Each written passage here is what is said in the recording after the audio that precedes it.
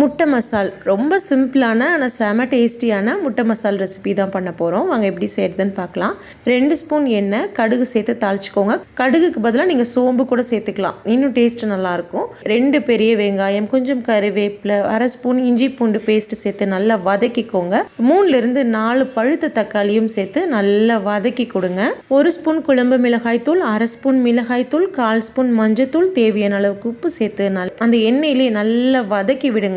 இதெல்லாம் நல்லா வதங்கினதுக்கு அப்புறம் ஒரு 1/2 டம்ளர் தண்ணி சேர்த்து நல்லா கொதிக்க விடுங்க. மசாலாவோட பச்சை வாசனை போகட்டும். அவிச்சு வச்ச முட்டையில கத்தியிலே அப்படியே நல்லா கோடு போட்டுக்கோங்க. அப்போ மசாலா ஃபுல்லா உள்ள நல்லா இறங்கியிருக்கும். மறுபடியும் ஒரு 2 நிமிஷம் மட்டும் மூடி வேக வைக்கலாம். அந்த மசாலா ஃபுல்லா முட்டையில நல்லா இறங்கியிருக்கும். கை நிறைய கொத்தமல்லி தலை தூவி இன்னும் நல்லா ட்ரையா வரட்டி எடுங்க. டேஸ்ட் வேற லெவல்ல இருக்கும். இந்த ரெசிபியை சேவ் பண்ணிட்டு கண்டிப்பா ட்ரை பண்ணி பாருங்க. ட்ரை பண்ணி பார்த்துட்டு எப்படி இருந்துச்சுன்னு உங்க ஃபீட்பேக்ஸ் அண்ட் கமெண்ட்ஸ் என் கூட ஷேர் பண்ணுங்க. தேங்க்யூ.